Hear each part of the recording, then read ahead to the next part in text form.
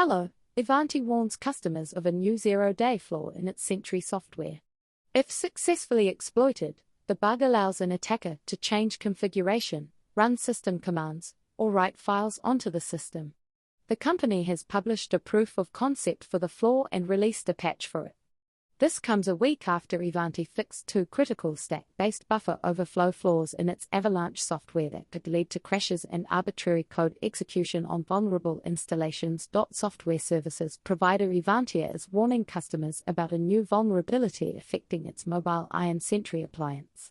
It called the flaw CVE 2023-38035 and says that it is actively exploited in the wild. More concerning is the fact that an unauthenticated actor can gain access to some sensitive APIs through this vulnerability. Thanks for watching. If you enjoy short news like this, please consider subscribing to my channel. Until next time.